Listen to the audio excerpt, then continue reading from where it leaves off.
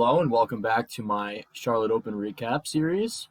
As you can see, I am no longer in a hotel, which means I'm no longer in Charlotte. I'm actually back home in Jersey. I was planning to do recaps at least on the evenings of every day, but the tournament schedule gets a bit hectic. Not a lot of times in between rounds. Get pretty tired in the evenings. There was a blitz tournament actually on the evening of this day, which I will talk about later. And then, of course, I had to fly home after the last day, so I wasn't able to put any recaps out until now. But I will stay true to my word and recap the final 2 days of the tournament. So this is now the fourth round. Going in, there were 8 people on 2.5, and no one was on 3 points out of 3. No one was perfect up to this point. Everyone had drawn at least one of their games out of the top players. So the evening before, actually, my roommate at this tournament, who is a friend of mine, we have played many years ago in some scholastic tournaments. He's actually about a year and a half younger than me, but he was a little bit stronger coming up because he started playing seriously at an earlier age. And we had a couple games that we played way back when, more than 10 years ago. And then we kind of didn't really see each other for a long time. And we kind of reconnected over the past couple months. And so we decided to play this tournament together. And he kind of predicted, looking at the pairings the night before, that we would play. And he was right. We woke up, saw the pairings, and he had white against me. And so here we go. So he plays e4. I play d6. I kind of had told him at the last tournament what I played. And he also kind of hinted to me that he had done a lot of prep going into this tournament because he wasn't satisfied with his level of opening preparation in past tournaments. I should mention also that he recently made his NM title back in May. He broke 2200 and then he dropped a little bit below. So he's at about 2170, 2180 USCF. Obviously, pretty strong player. And so I decided just to play my normal stuff. And here, actually, I had a decision to make. I can go for knight to d7, kind of my standard move order, or I can go for the immediate e5. And I thought about it a little bit, and I could have played e5 to try to go for like an endgame approach, because of course after e5 he can make this trade and trade the queens, and black is supposed to be okay here, but I decided to stick to my standard stuff and play knight bd7, which in hindsight may not have been the best decision against someone who I knew had done some preparation. He played f4, which is kind of one of the most critical lines against this line defense.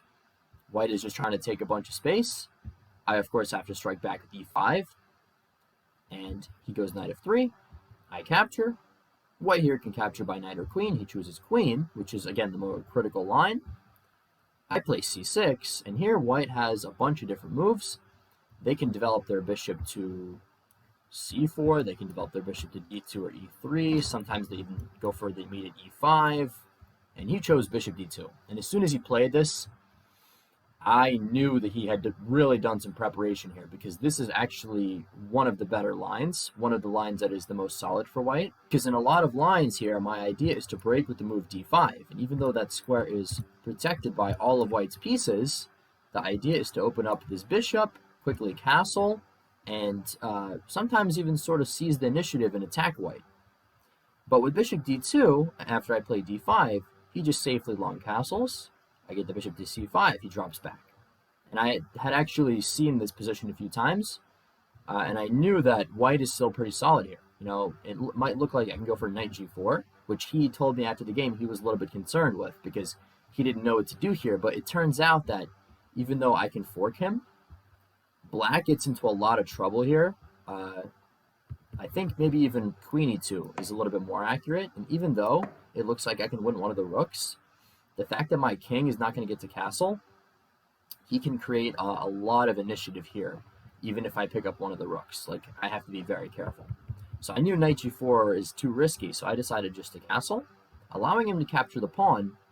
And here I play queen c7, which is kind of still my prep. The idea is black sacrifices a pawn. They're allowing this capture. But in return, I get the open b file and some attacking potential. And white still has to kind of figure out where they're going to put their queen, how they're going to develop their bishop.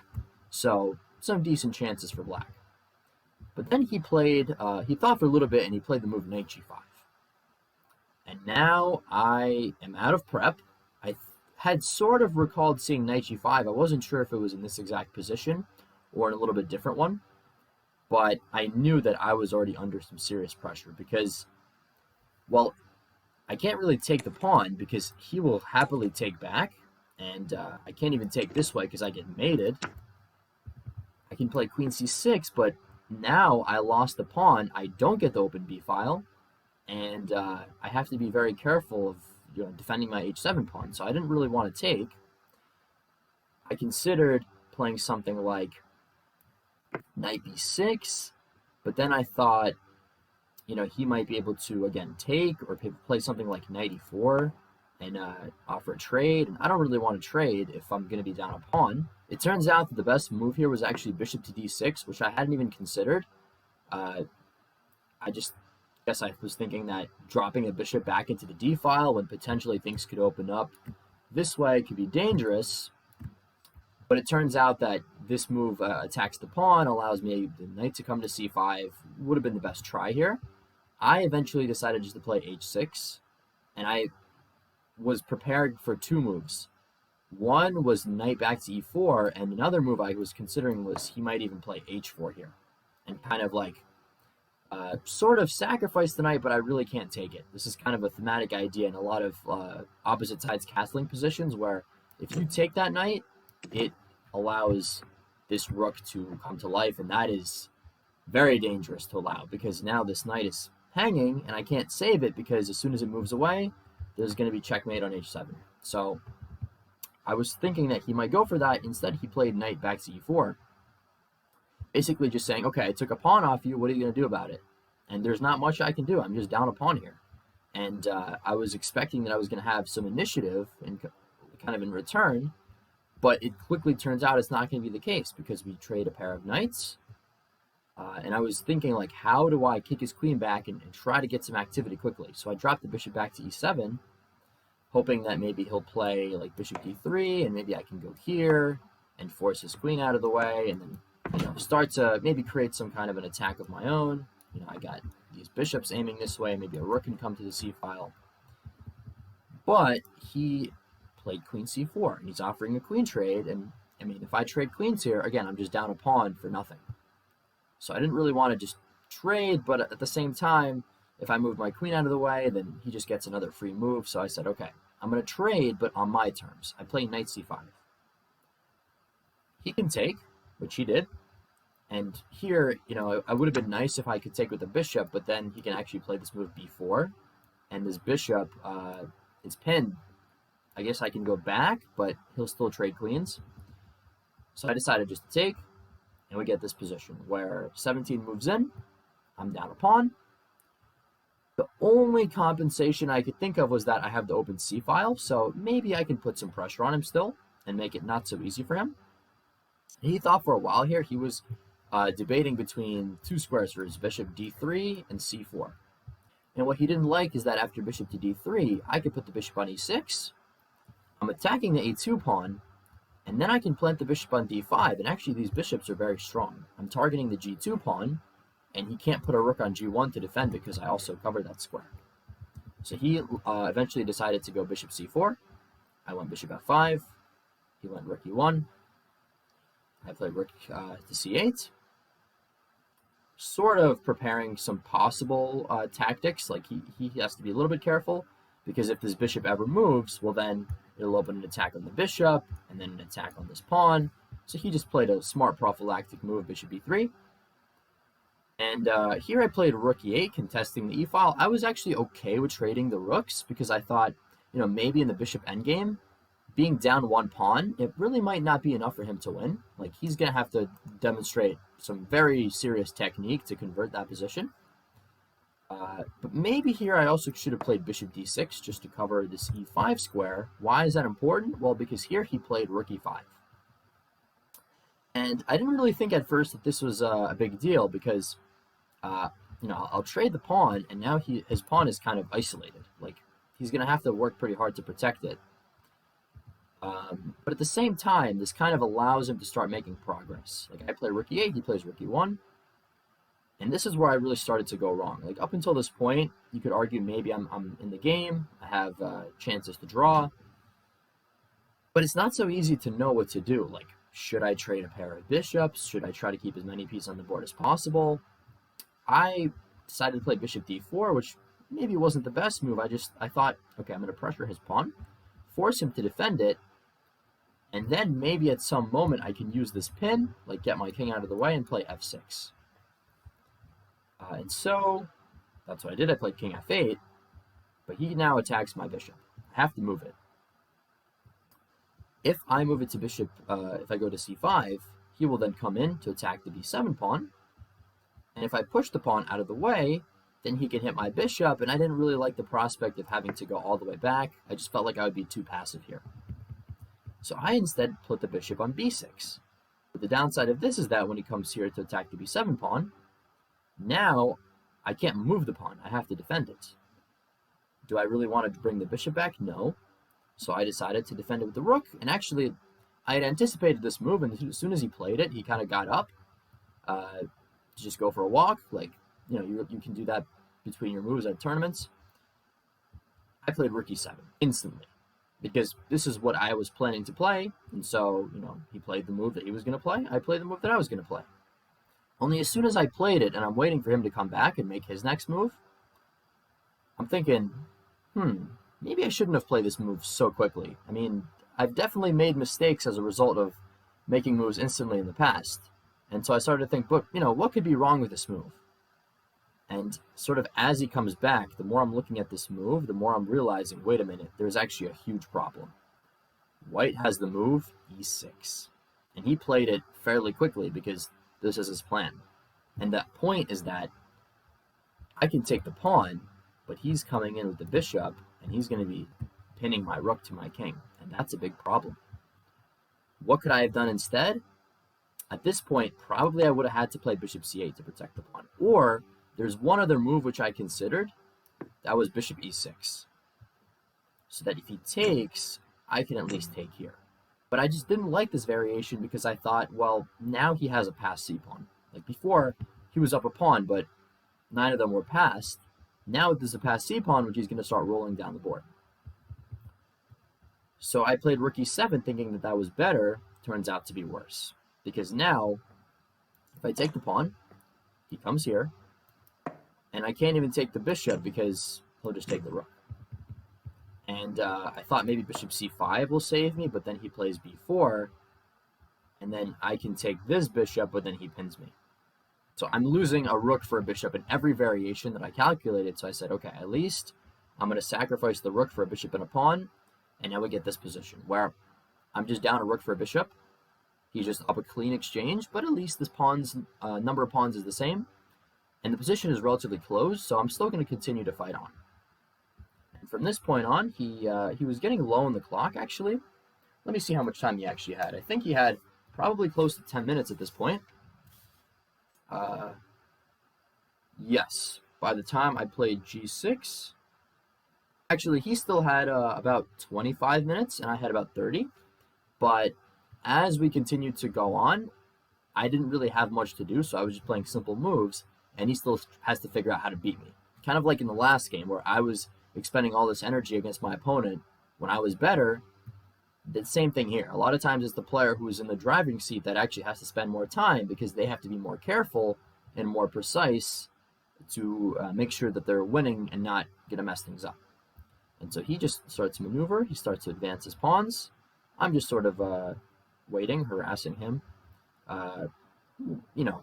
seeing if he'll go wrong or if I can maybe find a little bit of window to create counterplay. But eventually, I did manage to trade a set of pawns, and I was happy because now I have a passed f-pawn. But perhaps actually pushing it in this position was a mistake because I allowed him to infiltrate with the rook.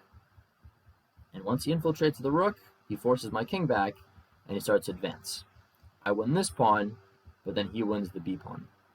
And at this point, I realized that I'm very close to lost here because that c-pawn is going to roll down the board. I can't really stop it.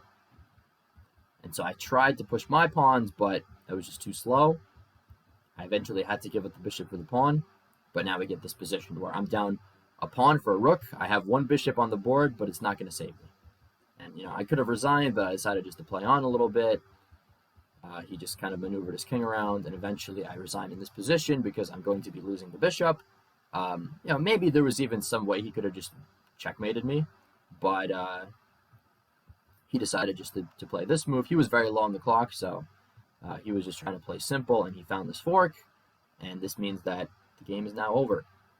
So, yeah, it was a little bit upsetting loss because I felt like I was never really in the game. Like, he just kind of, he prepared well, and he kind of just won a pawn out of the opening, and I was on the back foot the rest of the game. So now we're into round 5. I now sit on 2.5 out of 4, and I'm looking to bounce back from the loss, and I am up against another kid. This one is 12 years old, and his rating is about 2,050. And we find out our pairings about 30 minutes in advance, and it gives you a chance to potentially do a little bit of prep. But when I looked up his name and trying to find some of his games, I couldn't find basically anything. I found one game that someone had annotated that this kid had played. So I kind of knew that he would play the Sicilian, but in that game, someone played some really offbeat line, so I couldn't tell what line of the Sicilian he played. And so before the game, it was a big kind of inner debate that I had. Should I play e4 and go into some line of the Sicilian, or should I just play the English? And I was really prepared to play e4 and just, say whatever line of the Sicilian he wants to play, he'll play. But then the more I thought about it, I said, okay, there's another kid, kind of like the last one, and he probably has a lot of experience in the Sicilian because he plays it all the time, but he probably doesn't have much experience in the English because not as many people play that. And so eventually I decided, okay, I'm going to play the English. So I play c4, he plays c5, the symmetrical variation, we have knight f3, knight f6, knight c3, he plays d6, which is a little bit weird move here, but I now play e3, and then d4. Point being that when he captures, I can recapture the pawn, maintaining a strong center, and then he plays bishop g4. Smart move, because he's creating this pin on the knight. I defend that pin with bishop e2. He plays g6, castles, and bishop g7. And so we have this position. I've played in a similar position before, but I don't have a lot of experience here. I just know that white is supposed to be better. White has the nice center. They kind of have more space. And I know the idea is to eventually play d5, so I decided after a while to play it here.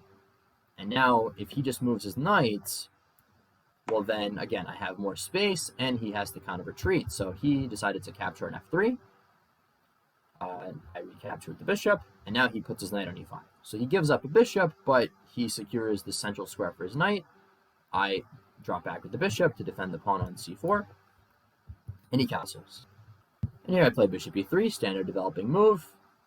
He played a6, which I thought was a little bit strange, but I kind of understood that he probably wants to move his rook, doesn't want the pawn on a7 to hang. I played h3 here, forcing him to be a little bit careful, because if he, for example, moves his queen, well, I can play f4 here, and his knight is actually trapped, because he can't bring it to g4 now. But he played rook c8. And so here is an important moment. I have to really come up with a plan. How am I going to try to play for an advantage here? I mean, I know I'm better. I have more space once again. But what do I do? How do I make progress? And so what I was thinking about is queen b3. This attacks the pawn on b7. How does he defend it? Well, is he going to bring his rook back? I would be happy to see that, because then I just made him basically waste the move. He certainly can't put his rook here, because then I will come in and pin it. He can't play queen d7 once again, because I play f4. Queen c7 is probably his only move here, and it also attacks the pawn on c4, after which bishop b6, and then he has to move his queen, either probably back to b8 actually, because as we know, he can't go to d7. And this position looks pleasant for me. Again, I have more space. I'm kind of forcing him to go back to b8, but then he can always drop his knight back and kick the bishop out. So I kind of wasn't sure. I wanted to play b4 maybe at some moment, but again, he'll play queen c7, Or actually, no, he can't play. I can't play b4 here now because this pawn hangs, right? So I would have had to play it a move earlier, but then I thought rook c8 and queen c7, and this pawn is hard to protect. So in hindsight, maybe rook c1 is something I could have tried, and this would have been a smart move to play in advance of what I played here, which is b3, which I thought would be nice, just kind of setting up this nice pawn chain, but I missed that he could just play the move b5. And I realized now that I had messed up, because this pawn is suddenly under a lot of pressure, and I can't just take because then he takes the knight. So what do? You know, if for example, I had a rook on c1, and let's just give him a move, and now I play b3. Well, now b5 doesn't work because I can just take, and the knight is protected by the rook on c1. But, of course, I hadn't really realized that, and so he plays b5, and yeah, now I'm not happy with myself because I have to play bishop d4, kind of the only move I could see to not lose the pawn on c4. He takes, I take, and I take. So, okay, at least the material is equal, and I've given him doubled pawns, but because I have traded my bishop, I have lost a lot of control in the dark squares, and when he played knight d7, I was already very unhappy with this position because I thought I had like a nice setup, pleasant advantage, and suddenly I felt like I was worse here. And maybe I am, a little bit, because he has a very simple plan. He wants to get his knight to c5, and he can start to advance his pawns, and what do I have? I have this bishop, which is kind of trapped behind my pawns on light squares, and I don't really have any obvious way to make progress. I played rook b1 just to get out of this diagonal.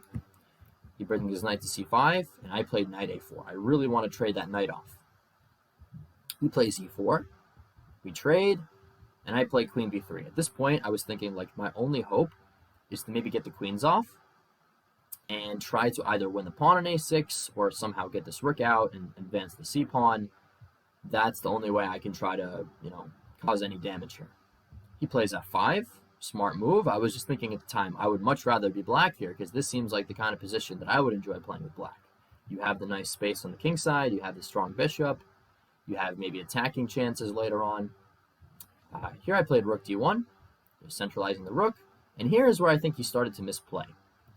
I think he should have just been a little bit patient, maybe queen c7, queen d6, maybe even queen a5, just some move to improve his queen, but he tried to rush it and he played f4. And this move looks a little bit scary because the pawns are starting to roll towards my king side, but he has sort of opened the diagonal for me and invited me to play bishop g4 because the pawn no longer guards that square. And so I happily play bishop g4. Now I'm eyeing this potential check. He goes bishop e5, and now I'm like, wait a minute, isn't he just under protecting the pawn on e4? So I played rook e1. And I thought maybe he had some elaborate sacrifice plan, which he did play e3, and I was actually concerned he might play f3 here and try to, like, sack the exchange on me or something, do something crazy and then try to mate me with the queen, but I was like, there's no way this works, I should have it covered. And so I took, and then he played queen c7, and I'm like, so he's sacrificing a pawn, he wants to kind of attack me on the dark squares, that's fine. Here he took with the rook, and I offered a trade of rooks. And he played king g7, which was a smart move, because I had this little trick up my sleeve. If he had, for example, taken, I was thinking I would go check, and then d6, with an attack on the queen and a discovered attack on the rook. Now, what I had missed, of course, is that he can play queen a7 check here, sidestepping, and then he can maybe just move his rook, and he should be fine. But in some variations, this little trick does work, so he has to be careful. He played king g7. And now I traded a pair of rooks, brought the bishop back to guard this pawn, and he played queen e5, attacking the bishop. I played queen f3, thinking that, okay, I'm up a pawn now, and I can maybe sort of slowly make progress in this endgame, until he played rook a5. And I realized that the pawn on a2 was hanging. He actually offered a draw as he played this move. And I told him at first, like, no, I want to play on. But the more I sat and thought about this position, the more I realized how little hopes I have of actually playing for a win. Because if I can't bring the queen back to defend the pawn because my bishop is under pressure, Only other way to save it would be to play a3, but then he would play queen e3 check. If I take, he takes the pawn, and material is equal. I have the passed c pawn, but he has the passed a pawn.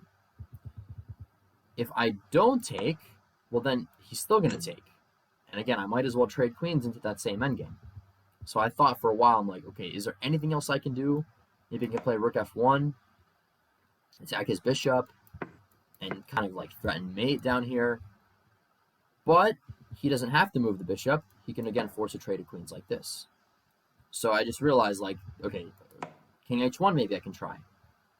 But even here, I mean, worst case scenario, he can always like drop the bishop back and cover this way. And this pawn is going to be very hard to defend. So eventually, after spending like 15 minutes trying to figure out how to win, I actually, I'm like, all right, you want to draw? And, I played a3 and he accepted. So, yeah, a little bit disappointing. And actually, after the game, he told me that we had played online, like on Lead Chess, which I was not aware of. And he also told me that he, in fact, plays the Najdorf Sicilian, which, if I had known that, I would have definitely played the Sicilian because I don't fear the Najdorf. I feared maybe if he wanted to play like some other variation that I'm not as well prepared against. So, I was a little bit frustrated that he kind of was able to prepare for me, but I was not able to prepare for him, and I chose a line which was objectively good, but at the same time I didn't really know how to play, and, surprise, surprise, I misplayed it and was only able to draw the game. So this result saw me finish the game, or the day rather, on 3 out of 5. And then that evening there was actually a blitz tournament. Now I wish I could show you some of the games from the blitz tournament, but it's a blitz tournament and I wasn't able to record any of those games. But in the first round, I played a FIDE Master. This was kind of an open blitz tournament, so people from all sections could play. There was an open and an under 1600 section. First round I played an FM. Lost the game. I was playing with black. He played like a very solid setup, and I just got outplayed. Second game, I was playing a 1700 kid, and I completely misplayed the middle game. I had a good position at one moment, and then I just didn't. I guess I just didn't go for the critical moves in time, and I just started to fall apart. I blundered a piece, then I lost another piece. I was looking down and out, but I kept playing, kept putting pressure on him on the clock. And I managed to swindle him. I just somehow managed to set up a mate on the back rank that he blundered into. So I won that game.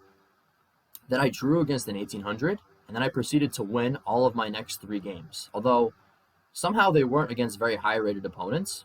Like I think one of them was against another 1800, one of them was against another 18, and the final game was against like a 2000 who had been playing in the open section, and he blundered a main too. So I had a very good result in the blitz. I finished with 4.5 out of 6. I won the under 2200 prize, which was a pretty nice.